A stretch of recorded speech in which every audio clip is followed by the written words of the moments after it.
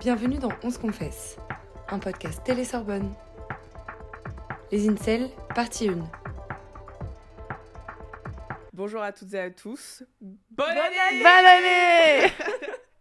Donc bienvenue sur On se confesse, le podcast Télé-Sorbonne où on aborde les relations amoureuses et les tabous. Aujourd'hui, on va parler des incels, les fameux, avec moi-même, Amandine, Claire et Apolline. Coucou. Vous allez bien les filles ? Ça va et toi ? Bah ouais, ça va. Trop bien. Alors avant de commencer, on aimerait rappeler que dans cet épisode, on va aborder des sujets de violences sexistes et sexuelles. Donc si vous ne vous sentez pas prêt ou prête pour écouter cet épisode, vous pouvez l'enregistrer pour l'écouter plus tard ou une fois que vous serez dans une safe place.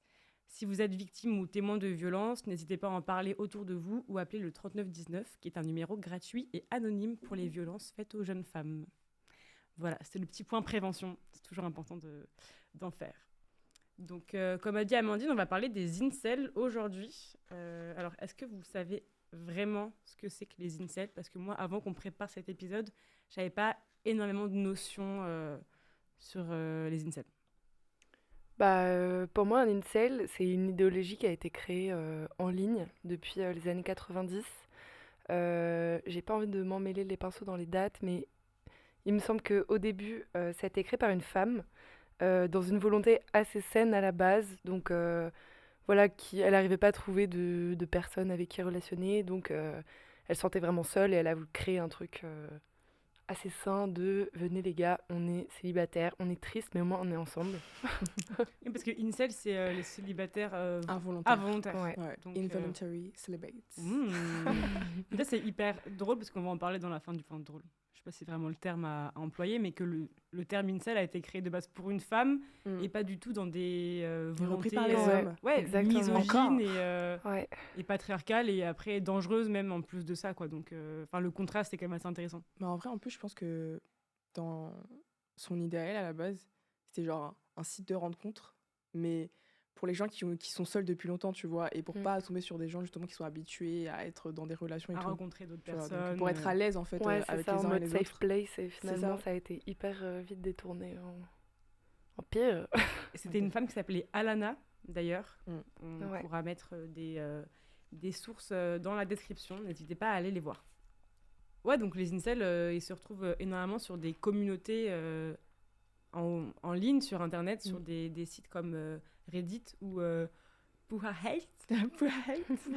Bah en fait, c'est dans les années 2000-2010, ils ont commencé à du coup les forums, tout ce qui était forum, plateforme pour discuter, c'était de plus en plus connu et eux ils ont utilisé ça pour justement se rassembler en fait, un peu comme des cafards. C'est des sectes en fait. Clairement. Mais c'est clairement c'est ça. vraiment des sectes parce que l'idée commune, Claire, tu me diras si je me trompe, c'est le fait que les femmes sont inférieures aux hommes et que C'est ça, ouais. que justement, c'est des démons entre guillemets. Ouais, c'est ça, c'est en gros vraiment penser que la femme doit des relations sexuelles aux hommes et comment dire, justifier toute leur tristesse, leur isolement et leur solitude par les femmes sont méchantes et tout ça.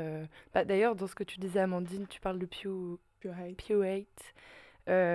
Ça n'a pas duré très longtemps parce qu'après, ils se sont rendus compte que la cause commune, c'était pas les gens qui disaient non, mais essayez de draguer des femmes, de séduire, ça va bien se passer. Non, ils étaient tellement aveuglés par leur haine qu'ils se sont dit, les femmes, c'est le problème. Du coup, le site a été renommé en Slut Hate pour vraiment Vraiment enfoncer le clou dans enfoncer la le plaie, clou. quoi. C'est ça. Tu viens de dire que justement, une de leurs idéologies, c'est aussi de penser que les femmes en fait leur doivent des rapports sexuels ou même amoureux. En fait, on peut dire que la peut-être première caractéristique d'être un incel, c'est vraiment cette haine des femmes avant tout. Avant même de penser relations sexuelles ou relations amoureuses, c'est vraiment une haine envers les femmes qui est de plus en plus intense et qui va même parfois jusqu'à essayer de les tuer. Et de provoquer des violences sexistes, sexuelles, et qui sont finalement des violences qui sont genrées. Carrément. Et d'ailleurs, ça a commencé... le premier attentat des incels, c'était en 2014, il me semble. C'est ça. C'était avec Elliot Rodger. Du coup, c'était un homme de 22 ans et il a décidé de... Enfin, c'est pas d'un jour à l'autre comme ça. Genre, le gars était vraiment plein de haine, il a fait un manifesto, entre guillemets, de genre 100 pages, plus de 100 pages, où il expliquait pourquoi il déteste les femmes et pourquoi c'est la cause de tous leurs problèmes, en fait. Et il a même publié une vidéo juste avant sa tuerie en disant ouais, les femmes, je vais vous détruire. Extrait du journal intime de Elliot Rodgers. La seule chose que je puisse faire maintenant, c'est les détruire. C'est tout ce qu'il me reste à vivre. Je vis tous les détruire. Le jour où je commettrai cet acte glorieux sera appelé le jour du châtiment. Il y avait un peu de dédain dans son regard. Genre, j'avais l'impression, je regardais la vidéo, j'étais en mode ouf. Mais elle est très glaçante, la Ouais. vidéo. Ouais, tu dis qu'après, il est parti, il est sorti sa voiture et bam. Genre, il a tué des gens comme ça. C'était en Californie. Et vous savez combien de personnes ont été blessées? Et il avait ciblé ces lieux au début, il s'était rendu devant des sororités d'université pour attendre que les femmes sortent et vraiment cibler des femmes précisément. Heureusement, il n'a pas réussi. Enfin, il y a très peu de femmes qui sont sorties, je crois. Donc il s'est juste promené en ville et il a tué tous les gens qui croisaient, qui quoi. passaient sous son, c'est son regard, quoi. Mais d'ailleurs, on en parlait en préparant cet épisode parce qu'on a regardé des vidéos, que ce soit des vidéos YouTube où il y a des documentaires sur Combini ou sur Arte qui ont été produits il y a quelques mois sous le terme masculiniste pour parler des incels. On se demandait avec Amandine tout à l'heure si c'était vraiment la même chose ou si c'était deux termes qui étaient juste un peu peut-être le terme français et le terme anglo-saxon. On en a déduit que c'était potentiellement la même chose après avoir regardé les vidéos documentaires, mais qu'il y a énormément pas de glorification évidemment des incels, mais il y a beaucoup de prise de pitié de ces hommes, ce qui montre bien encore une fois les injonctions patriarcales en fait, et misogynes de notre société qui, même dans des schémas de domination masculine ou de violence, on en vient encore à plaindre les hommes ou à tenter de leur trouver des excuses plutôt qu'à essayer de les blâmer et d'apporter du soutien pour les femmes, quoi. Après, comme tu l'as dit aussi, je pense que les incels, en fait, ils sont plus radicaux. Genre, ils sont plus radicaux, pardon.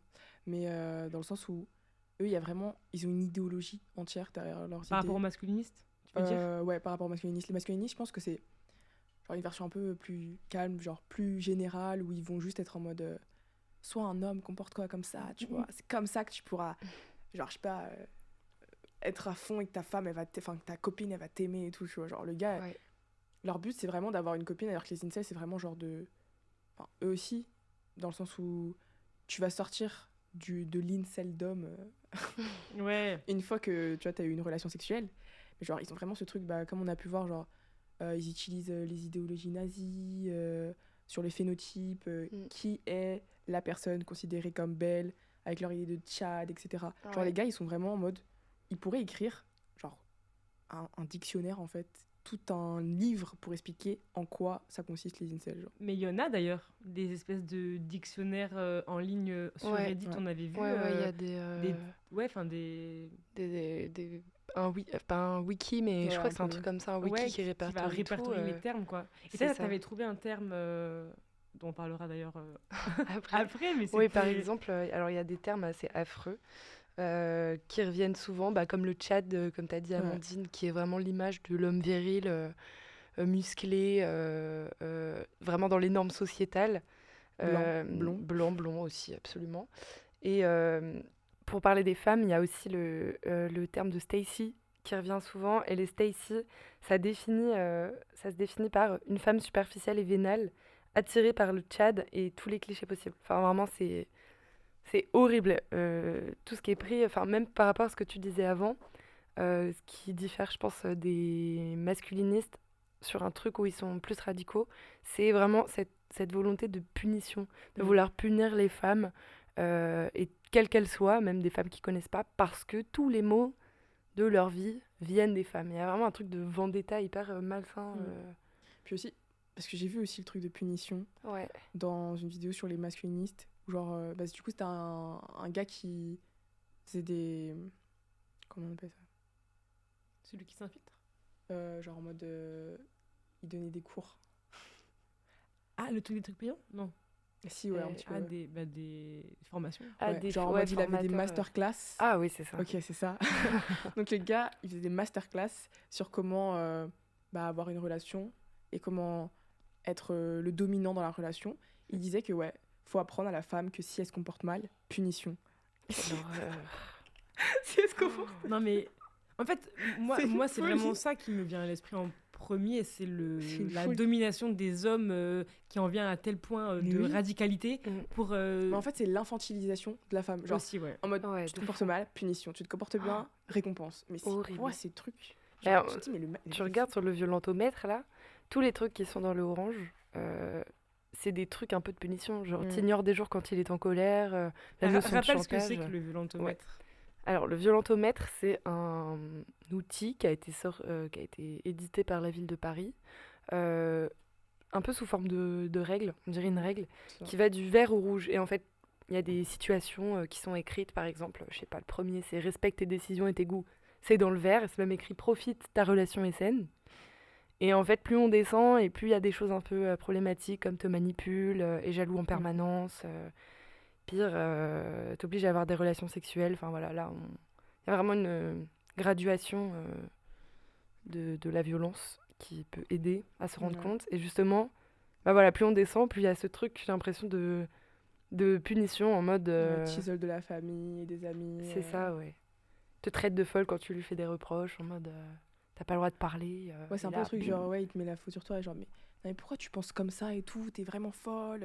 Mais ouais, T'es de fou. t'es trop dans le truc comme ça. Genre, je sais pas, c'est un peu incohérent. Parce que d'un côté, tu te rends compte que dans la manière dont ils parlent, les incels aussi, parce qu'il y avait plein, du coup, pendant les vidéos, il n'y avait pas de témoignages féminins, mais des témoignages masculins, et les gars, en fait, ils sont vraiment en mode, bah, ouais, mais en fait, c'est pas de notre faute, quoi, on nous a toujours rejetés dans notre vie. Il y a des gars, ils disaient, ouais, moi j'ai eu plein de dépressions, enfin plein de moments dépressifs, je suis bipolaire, les gens ils m'ont toujours rejeté, donc maintenant j'ai la peur du rejet. Et en fait, ok, on remet pas en question le fait que les gens ont des difficultés et des épreuves à dépasser en fait dans leur vie, mais tu te rends compte que les hommes, ils vont plus souvent aller vers du coup, bah, remettre la faute sur les autres Ouais. que de se remettre en question eux, tu vois.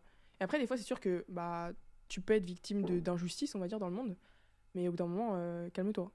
Bah, surtout qu'il y a vraiment, et ça c'est encore une fois de l'éducation de normes patriarcales, etc., et totalement. d'injonctions misogynes, mais on n'éduque pas du tout les garçons à vivre dans l'empathie par rapport aux femmes. Ouais. C'est pour ça aussi que du coup, forcément, les hommes, tout de suite, dans leur schéma de pensée et, qui vont se répercuter sur leurs actions, il y a vraiment ce côté de se plaindre de leurs mots à eux en trouvant un bouc émissaire. Et en général, les boucs émissaires sont les femmes, parce que fille de Satan ou je ne sais quoi et tout. Mais même sur le violentomètre, là, il y a une notion qui est clé dans ce qu'on appelle, dans les incels, justement. C'est le rôle central du sexe et de sexual market value, donc le marché, la valeur du marché sexuel. Et c'est le fait d'insister pour que tu envoies des photos intimes.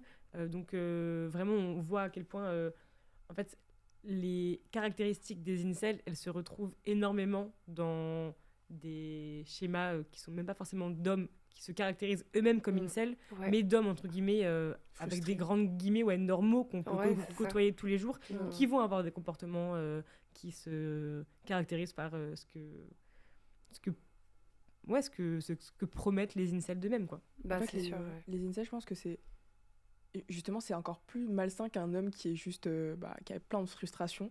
C'est-à-dire qu'ils le revendiquent et qu'ils sont fiers, tu vois.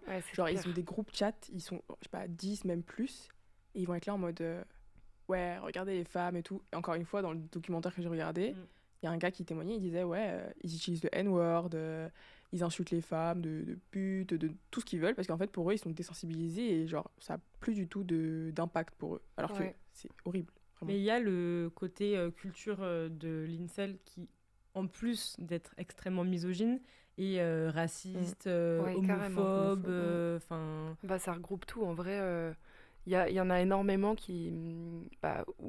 où le racisme est mélangé à la misogynie, parce que justement, ils vont avoir une haine qui se développe envers les personnes racisées en disant « mais ils volent nos femmes ».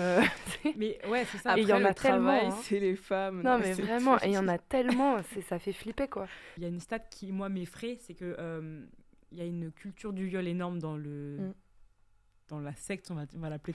On va appeler un chat, Voilà, la secte faut des dire les incels. termes. C'est que sur les forums, là où ils discutent entre eux, 89% des utilisateurs affirment que le viol peut être acceptable.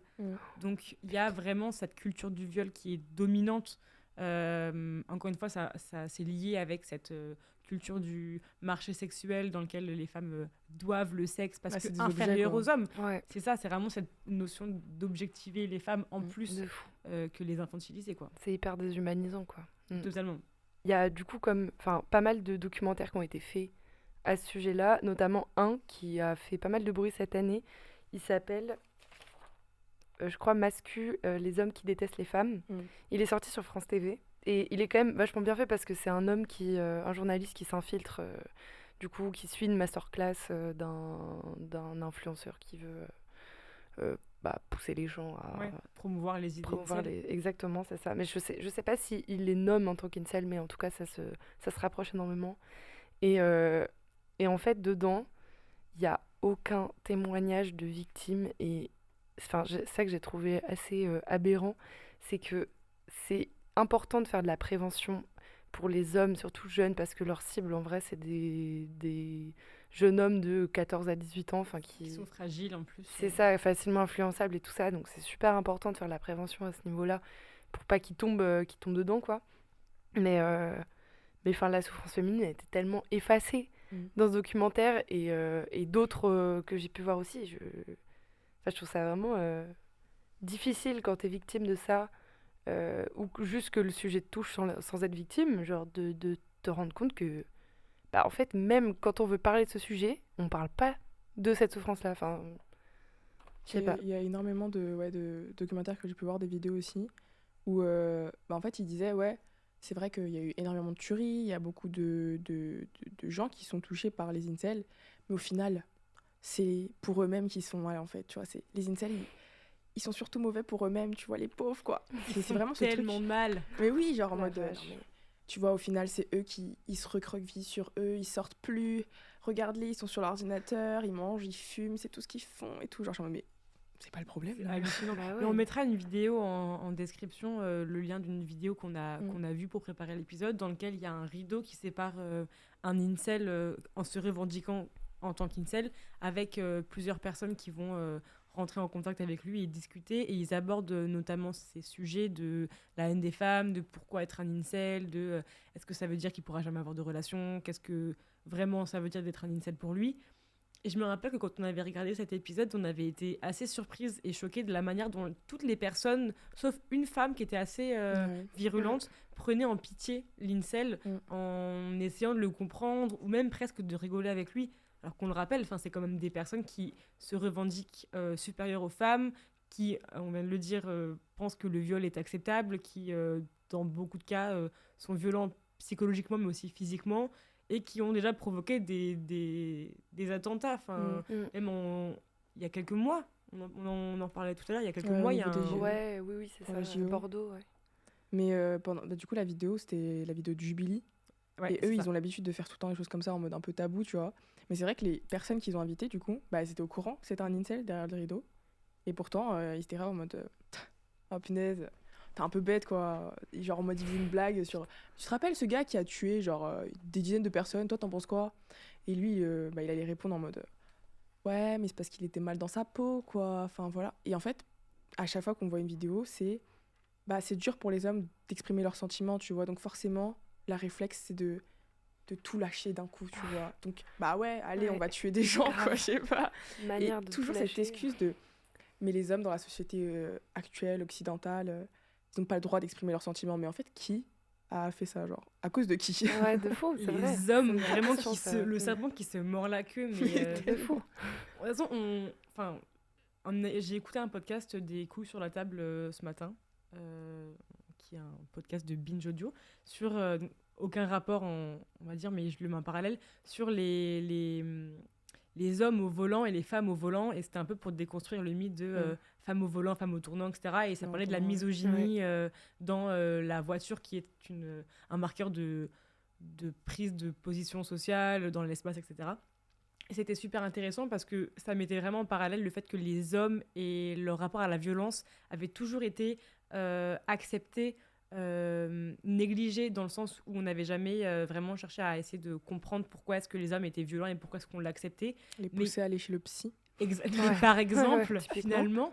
Mais même, ça avait toujours été normalisé, en fait. Genre la violence des hommes. Bah, Et t'es un homme, quoi. ouais. De la testostérone, il faut Exactement. la sortir. C'est ça, il faut accepter que voilà, les hommes ont certaines pulsions qu'on peut pas forcément comprendre, etc. Et je me rendais pas à ce point compte, par exemple, que la voiture, tout bêtement, c'était un marqueur de domination aussi des hommes sur les femmes, et que c'était un moment où il y avait énormément de violences qui étaient faites. Dans la voiture ? Ouais, dans la voiture ou en utilisant la voiture. Tu vois, ils parlaient, les journalistes dans le podcast, du fait de se faire suivre en voiture par un homme quand t'es une femme, ou une personne qui se genre au féminin, le fait de se faire klaxonner, tu vois, c'est un moyen pour les hommes de prouver leur domination, tu vois, de la montrer. Et ça a toujours été normalisé. Enfin, moi, je sais qu'en tant que fille, en étant... je me suis déjà fait suivre ou klaxonner par des voitures, et ça, c'est un truc qu'on nous apprend à vivre avec. Comme toutes les violences des hommes, quoi, au final. On le banalise de fou, quoi. Quand, je sais plus, je crois que c'était il y a, j'allais dire 2 ans. Mais voilà, c'est une expérience. Genre, je marchais, j'allais rentrer chez moi, tu vois, il pleuvait, ok, j'avais mon petit parapluie, et je me dépêchais un peu. Puis il y a une voiture qui me suit, tu vois, genre, mais vraiment à côté de chez moi. Et genre, le gars me suit sur une rue, quoi. Et à la fin, il me klaxonne et tout. Et du coup, moi, je ne le regarde pas, je ne le regarde pas. Mais en fait, il s'arrête. Il me dit, hé, tout juste à moi. Non, genre je lui réponds même sans attendre qu'il me dise quelque chose, genre non, désolé, je suis pas intéressée. Il me fait non, mais vas-y, tu veux pas monter dans la voiture et tout, il pleut, t'as pas froid et tout. J'étais en mode, non, c'est bon. Alors qu'Amandine, elle était frigorifiée. Je dis non, merci et tout. Il me dit, ah, t'habites à côté et tout. Je fais non, pas du tout, je vais prendre le métro et tout. Il me dit, ah, mais je peux te déposer et tout, t'as quel âge? Quelle horreur. Je lui dis non, mais je suis trop jeune et tout. J'avais 18 ans, mais je lui dis, j'ai 15 ans et tout. Il me dit, ah, mais c'est pas un problème et tout, monte et tout. Je non, ça va aller. Et là, tu vois, j'ai même pas attendu qu'il me réponde, genre, je suis partie, tu vois. Mais ça arrive tout le temps, genre, en fait, à chaque coin de rue, tu peux te faire arrêter par un gars et tout. Et le gars n'est même pas un peu choqué de ton âge. Je lui ai dit, j'ai 15 ans, le gars, il avait une tête à avoir genre 30 ans. Et il était en mode, c'est pas un problème. Il m'a dit, ce n'est pas un problème. J'étais choquée. Elle est immonde, cette phrase. Mais ce n'est pas un problème. Mais ça en dit tellement long sur leur notion de la normalité. Et, ils sont là, bon, ça va, bon, 15 ans. T'as l'air un peu... Majorité sexuelle, hein. Bah ouais. Oh bon. N'importe quoi. Genre, tant que t'es en forme, genre, ok, c'est bon, toi tu ressembles à une femme, c'est ok. Alors que la meuf, elle peut avoir genre 13 ans, 12 ans, tu vois, genre, je sais pas. Et ça va pas les arrêter. Il y a tellement de contenu comme ça, même sur TikTok. Une fois, j'ai vu une vidéo, c'était genre... Après, ça, c'est genre un peu... C'était caché derrière le côté culturel, tu vois. Mais c'était un gars qui était fiancé à une petite de 10 ans. Et lui, il avait 25 ans. Et c'était genre une émission TV où il était venu avec la fille. Et le présentateur, il était choqué. Il lui disait, mais toi, tu trouves ça normal et tout? Et en fait, il parlait avec la petite aussi, tu vois, pour savoir ce qu'elle elle pensait. Mais en fait, ça se voyait qu'elle était totalement déconnectée de la réalité. Tu m'étonnes. C'est l'emprise familiale, sociale, culturelle. Et c'était normal pour eux, genre. Déjà, ça montre comme dans la voiture et donc dans les statistiques que j'écoutais ce matin, ou comme les incels en général, que en fait, les violences des hommes faites aux femmes, elles sont multiculturelles, quoi. Et qu'elles dépendent pas vraiment d'une région ou d'un pays ou d'une culture ou quoi, mais que vraiment, c'est quelque chose d'universel et que les différentes formes de violence vont se traduire selon différents critères d'âge, de classe sociale, de culture ou de religion, mais qu'elles sont toujours présentes, quoi. Ouais. Et surtout, surtout dans des moments où tu te dis non, mais quand même, on est en 2025 maintenant, et les mentalités évoluent, etc. Moi, je trouve genre tout le procès par rapport à Gisèle Pelicot, tout ce qu'il y avait autour, toutes les réactions des gens. Et typiquement la défense des accusés, enfin il y avait des défenses mais qui étaient juste affreuses, de type ah non mais je pensais qu'elle était morte. Ah ouais, elle est horrible. What the fuck? T'as pas vu? C'était horrible. Non, je crois que je suis pas en plus, il me semble que le mec qui a dit ça, c'était un mec qui travaillait dans le corps médical. Pas ambulancier, mais un truc comme ça. Ça fait depuis plusieurs années qu'on sait qu'ils font des choses avec les corps des gens, quoi, donc c'est pas étonnant. Mais... Carrément, et tu dis mais c'est fou. C'est ouf, et comment ça... Enfin, de ça, dire c'est censé le défendre? Ouais, c'était sa défense, c'était... voilà.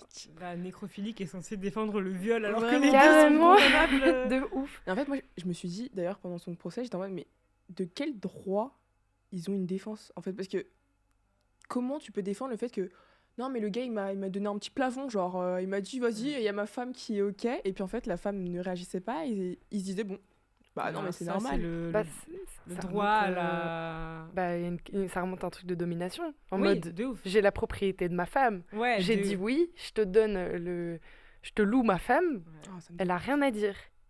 Et ça a été accepté, tu vois. Enfin, je veux dire, le Ouais. nombre d'hommes qui y sont allés, qui ont provoqué des traumas et des séquelles, et qui ont fait juste des actes ignobles, quoi. de fou. Grave. Ça me. Non, mais par contre, là, ça me choque. Franchement. Mais- En fait, c'est tellement irréel. Mais en fait, des fois, on oublie parce qu'on est tellement désensibilisé à ça que même nous, en tant que meuf, on va se dire, putain, mais. Ah, vas-y, c'est un homme. Genre, Ouais, c'est ça. c'est- En ouais, mode, Je suis pas étonnée, genre. Mais d'ailleurs, la communauté incel, elle a été remise un peu sur le tapis des réseaux sociaux ces derniers mois Ouais. par Dernières rapport à années, un tweet qui a été fait il y a 2-3 mois. Tu avais réagi par rapport à ça, Claire, je me rappelle, un thread d'un mec, un ancien incel, qui expliquait comment est-ce qu'il Ah était oui. sorti. Et ça, c'est une question que je voulais qu'on évoque, c'était est-ce qu'on peut Ah sortir de l'incel d'homme, mais un De homme, en manière fait... saine. Ouais, voilà, c'est ça. Mais un mec qui parlait en fait de son rapport aux incels et qui, je crois, si je me trompe pas, à 14 ans ou 15 ans, a été, peut-être même un peu après, mais a été confronté à ce genre d'idées-là. Mm. Et en fait, ça a été, ça fait l'objet de top tweets et énormément de débats parallèles sur les incels. Et encore une fois, de prendre la parole en tant qu'homme ancien incel, c'est très bien. Parce que voilà, ça montre des choses dont... À vous, t'es tort. Voilà, c'est ça. mais Ouais. on- C'est son on a- procès, mais genre. c'est on ça, n'a en pas fait. la connaissance et tout le monde ne sait pas ce que c'est qu'un incel et Ouais. ne connaît pas Surtout en France. surtout en France, Grave. mais ne connaît pas leur manière d'agir. Mais ça a montré, ça a fait énormément de débats justement sur son histoire à lui. Et encore une fois, tu vois à quel point c'est normalisé, entre guillemets, parce que ces réactions à lui dont il parle sur sur Twitter, en fait, c'est des réactions qu'on peut lire partout sur plein de réseaux, quoi, tu vois. Ouais, de fou. Et surtout, moi, ce qui m'a un peu choquée, c'était de voir l'énorme ampleur que ça a pris, enfin, toute la visibilité qu'il a eue. Comme tu l'as dit, c'est bien de mettre en lumière les mécanismes voilà, pour faire la prévention pour les jeunes hommes et tout ça, mais de un, il reconnaît pas ses torts dedans. Enfin, à aucun moment, il parle de s'il a pu faire des trucs, parce que voilà, enfin, peut-être qu'il est un incel pendant 5 ans, peut-être qu'il a rien fait Ouais. du tout, mais bon, enfin voilà, je sais pas, je trouvais Il ça parlait bizarre. de quoi exactement, en fait, dedans? Mais en fait, il expliquait juste les mécanismes en mode j'étais un ancien incel, j'allais pas bien, j'étais mal, et puis l'art m'a sauvé, non, non, non. Attention, c'est dangereux. Fin. Enfin, je crois qu'il a une phrase pour les victimes, mais c'est pour ça, genre, il y a tellement de débats après en mode, mais c'est bien beau, mais en fait, pourquoi tu prends cette place-là maintenant, tu vois? Et puis même si là, il se revendique plus, du coup, incel, mais il a peut-être gardé des automatismes, en fait. Parce que comme on Ouais. parlait, le violentomètre, c'est pas écrit pour les incels, tu vois, c'est Ouais. pour les gens qui agissent comme ça, en fait. Bah ouais, c'est ça. Surtout, je sais pas, genre, utilise ta visibilité au pire pour aider des femmes qui sont dans cette situation-là. Laisser la parole à des personnes qui en sont victimes et qui ont besoin de prendre la parole. Et genre en mode, voilà, c'est bien, ton mea culpa, il est bien, je comprends et tout, mais je sais pas. Moi, il m'a. Et encore, bien en vrai, bah, il a rien apporté. Enfin, il est du coup. normal en fait. C'est juste ça. normal ce qu'il dit. C'est pas bien ou pas bien, on va pas le féliciter pour ça. C'est juste en mode, bon, bah, t'avais des idées vraiment pourries et maintenant tu t'en es rendu compte. Ok, et maintenant la suite, c'est quoi? Genre, qu'est-ce que tu vas faire pour limiter ça, réparer les erreurs que t'as pu faire ou que tes collègues ont pu faire, tu vois?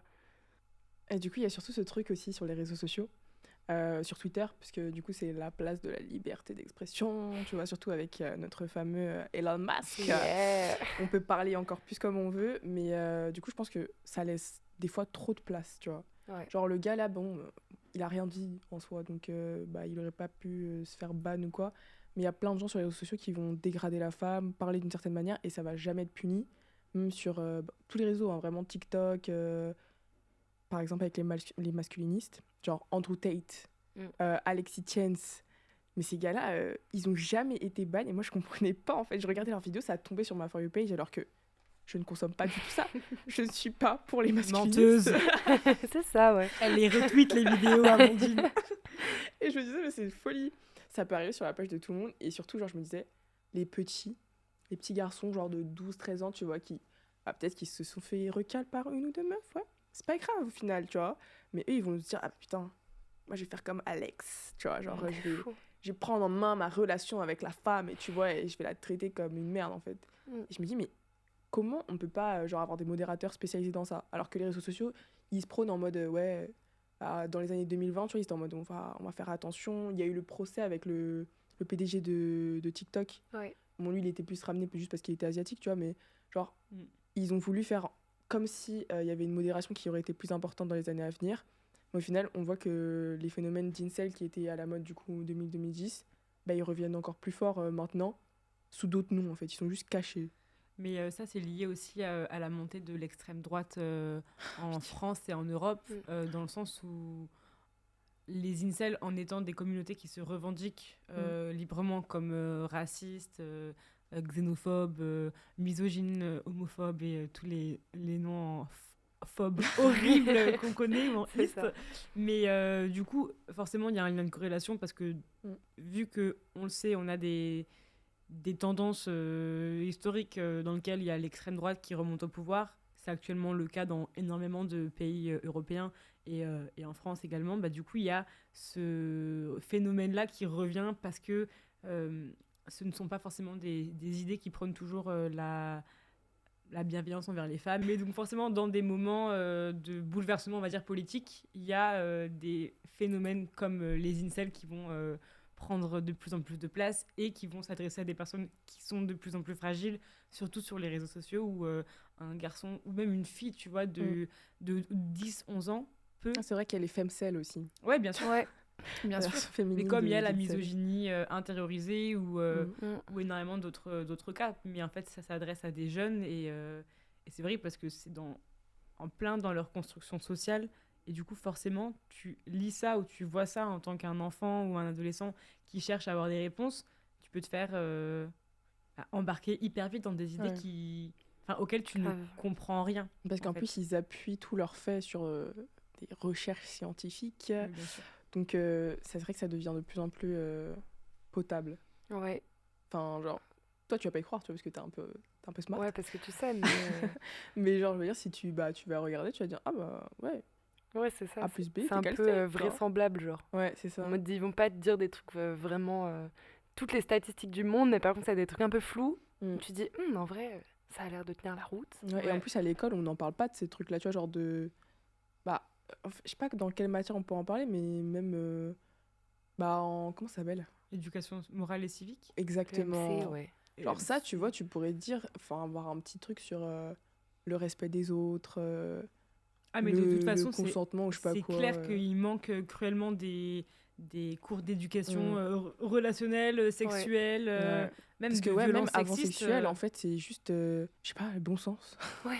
Mais il y avait un autre podcast du cœur sur la table, cette fois, donc de Binge Audio encore une fois. C'était une série qui s'appelait C'est quoi l'amour maîtresse ? C'était une professeure en fait qui faisait des cours d'éducation sexuelle et des cours même d'anatomie, on va dire, à des élèves de primaire et à quel point ça avait été important pour délier certaines paroles d'enfants qui pouvaient anonymement laisser des messages à la maîtresse.